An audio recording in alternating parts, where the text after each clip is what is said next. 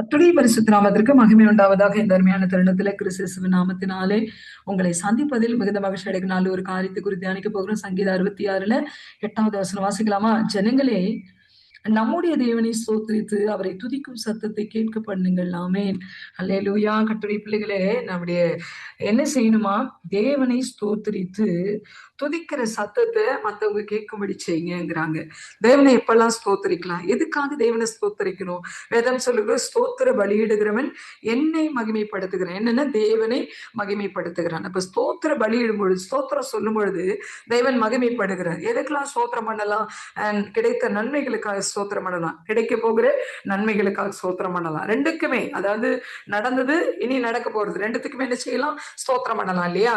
அப்ப இன்றைக்கு இங்க வேதம் சொல்லுகிறது, ஜனங்களே, எல்லாம் நம்மளை பார்த்து கர்த்தர் சொல்றாரு, தேவனை ஸ்தோத்தரித்து. ஆமை, நம்ம நித்த நித்த கர்த்தரை ஸ்தோத்தரிக்கணும் இல்லையா? ஸ்தோத்தரித்து துதிக்கும் சத்தத்தை கேட்க பண்ணணும், மத்தவங்கள கேட்க பண்ணணும். இப்ப துதிக்கிற சத்தம் கேக்குதா? உங்க வீட்டுல நீங்க பாடுற சத்தம் மத்த வீட்டுல கேக்குதா? நீங்க துதிக்கிற சத்தம் மத்தவங்களுக்கு கேக்குதா அப்படின்னு யோசிச்சு பாருங்க. அப்ப துதிக்கிற சத்தத்தை எல்லா இடங்களிலும் கேட்க பண்ணுங்க. இதை ஏன் செய்யணும்? இதை நம்ம செய்யறதுனால என்ன நடக்க போகுது, இல்ல என்ன நடந்திருக்கிறது? மேல் வசனம் வாசிக்கலாமா? அவர் தம்முடைய வல்லமையினால் என்றென்றைக்கு அரசாளுகிறார். அவருடைய கண்கள் ஜாதிகள் மேல் நோக்கமா இருக்கிறது, துரோகிகள் தங்களை உயர்த்தாதிருப்பார்களாக பிராக்கெட்ல செய்யலாம். ஆமென். அல்லேலூயா. கர்த்தருடைய பிள்ளைகளே, தம்முடைய வல்லமையினால் என்றென்றைக்கும் அரசாளுகிறார். ஏன் நீங்க ஸ்தோத்தரிக்கணும் அப்படின்னா, அவர்தான் இன்றைக்கு அரசாண்டு கொண்டிருக்கிறார். நம்ம நினைக்கிறோம் தமிழ்நாட்டுல ஒரு சிஎம், இந்தியால ஒரு பிஎம், அதாவது பிரைம் மினிஸ்டர், சீஃப் மினிஸ்டர், இவங்க தான் நம்மளை அரசாடுறாங்க. இல்ல இல்ல இல்ல இல்ல, அவங்களே அரசாள்ற ஒருத்தர் இருக்கிறார். ஆமேன். அவர் கொடுக்காட்டா அவங்களுக்கு அந்த அரசாங்க பதவி கிடைக்காது, அவங்களுக்கு அந்த ஆளுமை தன்மை கிடைக்காது. அப்ப யாரா இருந்தாலும் சரி, எந்த நாடாக இருந்தாலும் சரி, அவர்களுக்கு என்ன வேணும்? அரசாளுகிற அந்த வல்லமைய, அந்த தகுதிய கர்த்தர் தான் கொடுக்கிறார். இன்னைக்கு நம்ம யார் அரசாளுகிறாரா? அவர் தான் அரசாளுகிறார். இன்னைக்கு உங்களுக்கு அவர் தான் ராஜா. நீங்க யாரு கீழே தான் இன்னைக்கு டிராவல் பண்ணிட்டு இருக்கீங்க? அவர் கீழே தான் டிராவல் பண்றீங்க. நீங்க யாரும் ஒரு அதிபதி கீழே டிராவல் பண்ணல. இயேசு ராஜாவுடைய சட்ட திட்டங்களுக்குள்ளாக, நியாய பிரமாணங்களுக்குள்ளாக, அன்பின் பிரமாணங்களுக்குள்ளாக நீங்க டிராவல் பண்றீங்க. அவர் உங்களை அரசாண்டு கொண்டிருக்கிறார். ஆமென். அதனால அப்படி கண்கள் யாரெல்லாம் நோக்கமா இருக்காரு? ஜாதிகள் மேல நோக்கமா இருக்கு. ஜாதிகள்லாம் ஜனங்கள் தான், 7 ஜாதிகள் தான் வேதத்தின் பிரகாரம் இல்ல. அந்த ஜாதிகள் மேல அது அந்த 7 ஜாதிகள் தான் இந்த உலகம் முழுசும் பரம்பி கிடக்குறாங்க. அந்த ஜாதிகள் மேல என்ன பண்றாரா? நோக்கமா இருக்கிறது. ஏன் அப்படி நோக்கமா இருக்கிறாரு? அவர் தான் ஆளுகை செய்கிறார். அப்ப அவர் என்னதான் செய்வாரு? கவனிச்சுட்டே இருப்பார். யார் யார் என்ன செய்யறாங்க அப்படிங்கிறது கவனம் அவருக்கு பயங்கரமா இருக்கும். அப்ப உங்களை கவனிக்காம இருப்பாரா? நீங்க என்ன செஞ்சாலும் உங்களை கவனிக்கிற ஒரு ராஜா உங்களுக்கு இருக்கிறார். ஆமீன். நீங்க என்ன செஞ்சாலும் சரி, நீங்க பாந்தரத்துல படுக்க போட்டாலும் அங்க அவர் இருப்பாரு, நீங்க வானத்துக்கு ஏறி போனாலும் அங்க இருப்பாரு, நீங்க இருளில் உட்கார்ந்தாலும் உங்களை சுற்றிலும் அவர் கண்கள் இருக்கும்னு வேதம் சொல்லுகிறது. ஆமேன். அப்படி ஒரு ராஜாவை நீங்க பெற்றிருப்பதற்காய் கர்த்தரை ஸ்தோத்திரீங்களா? ஆமேன். என்னை எந்நேரமும் காண்கிற ஒரு ராஜா எனக்கு இருக்கிறார், அதற்காக ஸ்தோத்திரம். என்னை கவனித்து கொண்டு இருக்கிற ராஜா எனக்கு இருக்கிற ஸ்தோத்திரம். நான் தடுமாறும் பொழுதுலாம் என்னை தாங்குற ராஜா எனக்கு இருக்கிற ஸ்தோத்திரம். அதுக்குதான் ஸ்தோத்திரம் பண்ணணுங்க, அதுக்கு ஸ்தோத்திரம் பண்ணுங்க. இன்னொன்னு சொல்லுகிறது வேதம், அந்த 7வது வசனத்துல, துரோகிகள் தங்களை உயர்த்தாதிருப்பார்களாக. ஒருவேளை உங்களுக்கு துரோகம் பண்ணி இருக்கலாம், அவங்க என்ன செய்வாங்க? அவங்க உயர்ந்து போக மாட்டாங்க. வேதம் அப்படிதான் சொல்லுது. அவங்க அதை உணர்வு வரைக்கும் உயர மாட்டாங்க. உணர்வுள்ள ஆவி அவங்க கிட்ட வேலை செய்யணும்ல, அதுவரை உயர போறது இல்லை. உணர்ந்துட்டாங்கன்னா, மனம் திரும்பிட்டாங்கன்னா தேவ பிள்ளையா மாறிடுவாங்க. இதுக்காக நீங்க துதி செலுத்துங்க. அல்லேலூயா. உங்களை ஒடுக்கினவர்களே, உங்களை அவமானப்படுத்தினவர்களே கர்த்தர் சந்திச்சிட்டாரு. அதுக்காக என்ன செய்யுங்க? துதி செலுத்தி பாட்டு பாடி ஆண்டவருக்கு நன்றி சொல்லுங்க அப்படின்னு வேதம் சொல்லுது. அதனால இந்த நாள்ல கர்த்தருடைய ஆவியானவர் உங்களோட பேசியிருக்கிறார். ஜெபிக்கலாமா? நல்ல தெய்வமே, இந்த நாள்ல பேசின வார்த்தைக்காய் கொடான கொடி சோத்திரம். அந்த வார்த்தை நிமித்தம் பிள்ளைகள் ஆசீர்வதிங்க. இதை கேட்க போகிற ஒவ்வொரு பிள்ளைகளையும் கர்த்ததாமே ஆசீர்வதிப்பீராக. கிறிஸ்து நாமத்தினாலே ஜெபித்து ஒப்பு கொடுக்கிறோம் எங்கள் நல்ல பிதாவே. ஆமென். God bless you all. கிறிஸ்துவில் பிரியமானவர்களே, இந்த நாளுக்கென்று தேவன் நமக்கு எழுதியிருக்கிற ஜீவ வார்த்தை சங்கீதங்களின் புஸ்தகம் 128வது சங்கீதம் 2வது வசனம். உனக்கு பாக்கியமும் நன்மையும் உண்டாயிருக்கும். எனக்கு அருமையான சகோதர சகோதரிகளே, இன்றைய நாள் கர்த்தர் உங்களின் கண்ணீர் நிலைகளை மாற்றி கழிப்படைய செய்யும்படியான நாளாய் வாக்கு பண்ணி ஆசிர்வதிக்கின்றார். இன்றைக்கும் அநேகருடைய வாழ்க்கையில் பல நாட்களாய், மாதங்களாய், வருடங்களாய் விலகாத துன்பங்கள், கட்டுகள், தடைகள் போன்றவற்றால் கட்டப்பட்டவர்களாய், சரியான முடிவெடுக்க முடியாதவர்களாய், தேவ சமூகத்தில் பல நாட்களாய் காத்திருந்தும் பதில் வரவில்லையே என்ற மனபாரத்தோடு இருப்பீர்களானால், இதோ இன்றைக்கு உங்களுக்கு நேராய் கர்த்தருடைய வார்த்தையானது கடந்து வருகின்றது. உன் துக்க நாட்கள் முடிவடைந்தது என்றும், இனி நீ அழுது கொண்டீராய் என்றும், ஆகவே உங்களின் காத்திருத்தல் வீண் போகாது. அதின் காலத்தில் கர்த்தர் நேர்த்தியாய் செய்கிற தேவனாய் இருக்கிறபடியினால், கால தாமதமானாலும் கர்த்தரின் வார்த்தை பொய் உரையாது. தாமதங்களுக்கு நன்றி சொல்லுங்கள், விசுவாசித்து துதியுங்கள். துதிக்க துதிக்க கிருபை பெருகும். கர்த்தரின் கிருபையை பெற்றுக்கொள்வதை நாடுங்கள். மலைகள் விலகினாலும், பர்வதங்கள் நிலை பெயர்ந்து போனாலும், அவரின் கிருபை என்றென்றும் விலகாது காத்துக்கொள்ளும் என்பதை விசுவாசியுங்கள். அற்புதங்களை காண்பீர்கள், ஆசிர்வதிக்கப்படுவீர்கள். இன்றைக்கும் நாம் வேதத்திலிருந்து நம்பிக்கையற்று போனவன் பெற்றுக்கொண்ட எதிர்பாராத நன்மையை குறித்து தியானிப்போம். பார்க்கலாம். அப்போஸ்தலர்களின் புஸ்தகம் 3வது அதிகாரத்தை நாம் வாசிக்கையில், அங்கே பிறவியிலேயே சப்பானியாய் பிறந்த ஒரு மனுஷனை குறித்து பார்ப்போமானால், அவனை அனுதினமும் தேவாலயத்தின் வாசலிலே பிச்சை எடுப்பதற்காக சிலர் அவனை சுமந்து கொண்டு அங்கே உட்கார வைப்பர். இப்படியாக வருடங்கள் கடந்து போன வேளையில், அன்று தேவாலயத்திற்கு பேதுருவும் யோவானும் பிரவேசிக்க சப்பானி ஆகிய மனுஷனை உற்று பார்க்கின்றனர். அந்த மனுஷனோ எல்லாரிடமும் எதிர்பார்ப்பது போல அவர்களிடமும் வயிற்று பிழைப்பிற்கு எதிர்பார்க்கின்றார்.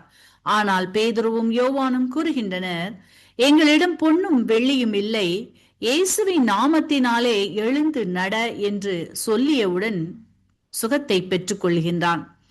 சிறிதும் எதிர்பாராத வேளையில் சப்பானி ஆகிய ஒரு மனுஷனுக்கு கர்த்தர் பேதுரு யோவான் மூலம் அற்புதம் செய்கின்றார். சுகத்தை பெற்று கொண்டவுடன் உடனே அவனுடைய கால்களில் பலன் உண்டாகிறது. குதித்து எழுந்து நின்று நடந்து தேவனை துதிக்கின்றான் என்று வாசித்தருகின்றோம். இன்றைக்கும் எனக்கு அருமையானவர்களே, இந்த வார்த்தைகளை நீங்கள் எந்த தேசத்திலிருந்து கேட்டுக்கொண்டிருந்தாலும், இன்றைக்கு உங்களின் வாழ்க்கையில் நீங்கள் இது நாள் வரையில் எவற்றிற்கு வேண்டுதல் செய்து விண்ணப்பம் பண்ணினீர்களோ, சுகம் வேண்டியும், தடைகள் விலகும்படியும், கண்ணீர் நிலைகள் மாறவும், கடன் பிரச்சனைகள் நீங்கவும், அதிகாரிகள் கண்களில் தயவிற்காக என்று உங்களின் காத்திருப்புகளுக்கு இன்றைக்கு எதிர்பாராத இடத்திலிருந்து நன்மைகள் வருகின்றது. நீங்கள் கடந்து வந்த கண்ணீரின் பாதைகளை களிப்பான நீரூற்றாய் கர்த்தர் இன்றைக்கு மாற்றுகின்றார்.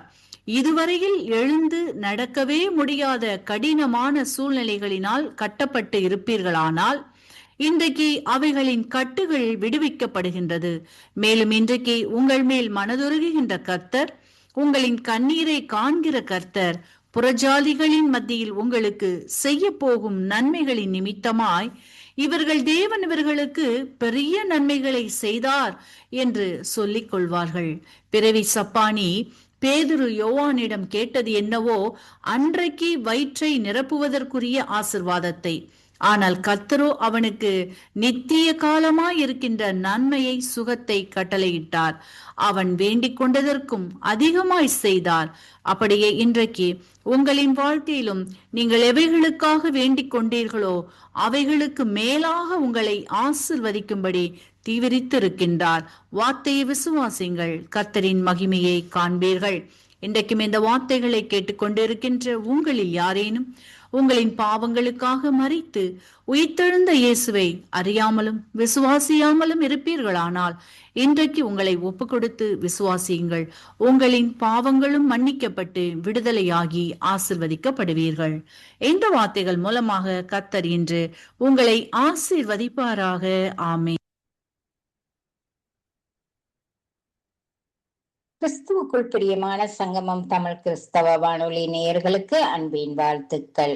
இன்றைய மன்னா, அவர் பெத்தானியா வரைக்கும் அவர்களை அழைத்து கொண்டு போய் தம்முடைய கைகளை உயர்த்தி அவர்களை ஆசீர்வதித்தார்.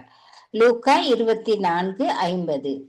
பிரியமானவர்களே, தம்முடைய ஜனங்களை ஆசீர்வதிப்பதை குறித்து மிகவும் ஆவலும் அன்பும் அக்கறையும் உடையவராக அன்றும் இன்றும் என்றும் மாறாதவராய் இருக்கிறார். மேலே சொன்ன வசனத்தை சற்று கவனித்து பாருங்கள். அவர் இந்த பூமியிலே வந்து சிலுவையில் மரித்து உயிர்த்தெழுந்த மீண்டும் பூமியை விட்டு கடந்து போவதற்கு முன்பதாக செய்த கடைசி ஆசீர்வாதமே இது. அவர் கைகளை உயர்த்தி அவர்களை ஆசீர்வதித்தார். நாம் ஆசீர்வாதமாய் இருக்க வேண்டும் என்பதில் அவருக்கு எவ்வளவு பிரியம் இருக்கிறது. அவர் ஆசீர்வதித்துக் கொண்டிருக்கும் போது தானே ஒரு மேகம் அவர்களை சூழ்ந்து கொண்டது. அவர் பரலோகத்திற்கு எடுத்து கொள்ளப்பட்டார். இஸ்ரவேலை ஆசீர்வதிப்பதே தேவனுக்கு பிரியம். இயேசுவானவர் எமக்கு ஜீவன் உண்டாகவும் அந்த ஜீவனை பரிபூரணப்படுத்தவும் வந்தார்.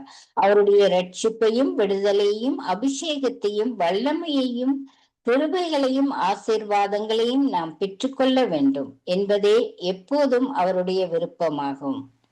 இயேசுவின் ஆசீர்வாதம் எவ்வளவு மேன்மையானது! அவர் பரலோகத்திற்கு எடுத்து கொள்ளப்படும் போது ஆசீர்வதித்தது மட்டுமல்ல, எப்பொழுதும் ஜீவன் உள்ளவராய் எம் அருகில் இருந்து எம்மை ஆசீர்வதித்துக் கொண்டே இருக்கின்றார்.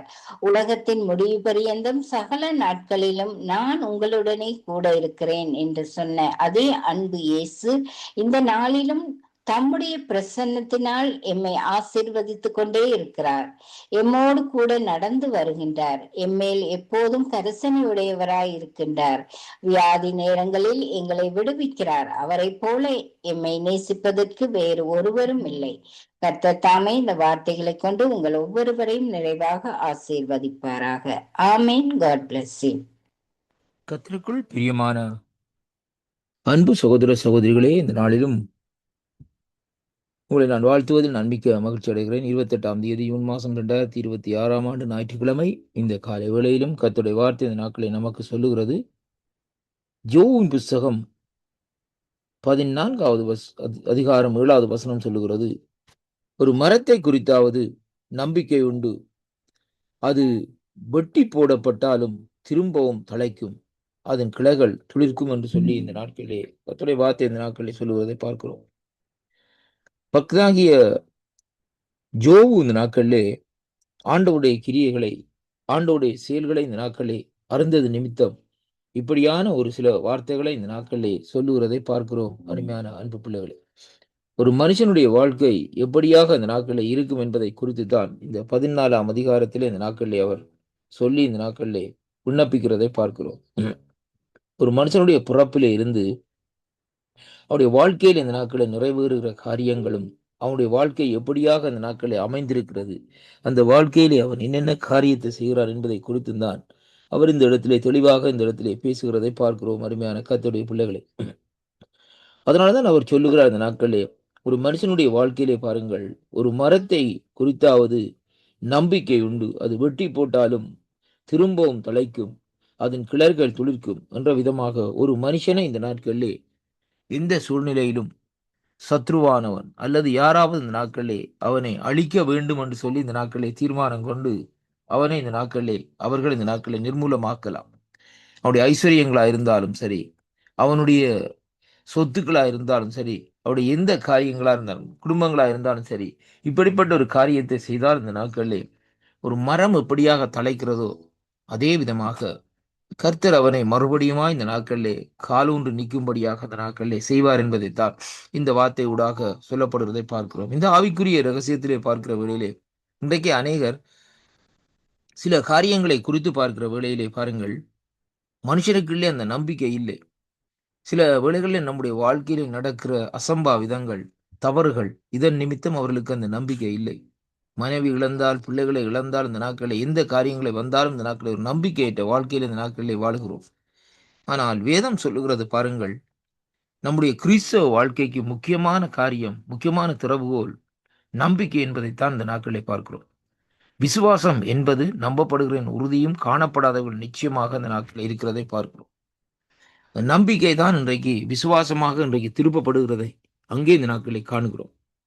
ஒவ்வொரு கிறிஸ்தவனுக்குள்ளே ஒரு நம்பிக்கை, ஒரு திட நம்பிக்கை இந்த நாட்களில் இருக்க வேண்டும்.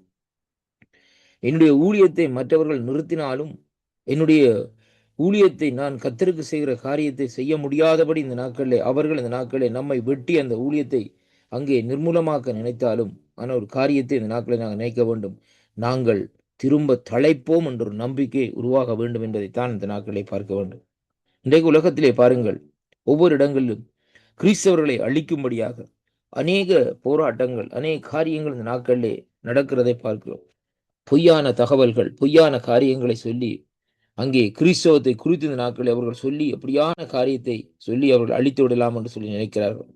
ஆனால் இன்றைக்கு கிறிஸ்தவமோ உலகம் எங்கிலும் இந்த நாட்களில் பெருகி இருக்கிறதை பார்க்கிறோம். ஈரான் தேசத்தை குறித்து பாருங்கள், அவர்கள் பெருமை அடித்துக் கொண்டிருந்தார்கள். முஸ்லிம் மக்களுடைய எண்ணிக்கை தான் அங்கே கூடியிருக்கிறது என்று சொல்லி இந்த நாட்களை நினைத்துக் கொண்டிருந்தார்கள். இன்றைக்கு அதாவது ரகசிய கிறிஸ்தவர்கள் இந்த யுத்தத்திற்கு பின்பாக இன்றைக்கு பெருகி இருக்கிறதை பார்க்கிறோம். கிறிஸ்தவர்கள் அந்த தேசத்திலே இந்த நாட்களிலே பெருகி இருக்கிறதை இங்கே பார்க்கிறோம். ஏனென்றால் எதையும் நாங்கள் அழித்து விடலாம், எந்த விக்கிரகங்களையும் எந்த விக்கிரக தோப்புகளையும் அழித்து விடலாம். ஆனால் கிறிஸ்தவத்தை மாற்றலாம், கிறிஸ்துவனுடைய காரியங்களை மாத்திரம், ஆண்டவராய் இயேசு கிறிஸ்துடைய செயல்பாடுகளை மாத்திரம், சிலுவையினுடைய காரியங்களை குறித்து எவரும் அழிக்க முடியாது. ஏனென்றால் அங்கே சிலுவையிலே தான் அந்த உயிர்த்தெழுதல் இருக்கிறது என்பதை இன்றைக்கு நாங்கள் காணக்கூடியதாக இருக்கிறது. வேதம் சொல்கிறது, அவரை நோக்கி பார்த்தவர்கள் பிரகாசம் அடைந்தார்கள். அருமையான கர்த்தருடைய பிள்ளைகளே, இந்த வார்த்தையின்படி இன்றைக்கு நாங்கள் பார்க்கிற வேளையில் நம்முடைய வாழ்க்கையில் வருகிற துன்பங்களை நினைத்து நீங்கள் கவலைப்பட வேண்டாம். மறுபடியுமாய் தேவன் நம்மை திருப்தியாக திரும்பி இந்த நாட்களிலே துளிர்க்க வைப்பார், பழைக்க வைப்பார் என்று சொல்லி ஒரு நம்பிக்கை நம்முடைய வாழ்க்கையில் இருக்குமா இருந்தால் அந்த நம்பிக்கையோடு ஓடுங்கள். கர்த்தர் உங்களோடு கூட இருந்து உங்களை ஆசீர்வாதத்தை நடத்த வல்லவராயிருக்கிறார். இந்த வாக்குத்தத்தம் உங்களுக்கு ஆசீர்வாதமாக இருக்கும். இந்த வாக்குத்தத்தம் உங்களை மறுபடியுமாய் கட்டும் என்று விசுவாசிக்கின்றேன். கர்த்தரை நம்புங்கள், சொல்லிப்படையுங்கள். கர்த்தர் உங்களோடு இருப்பாராக.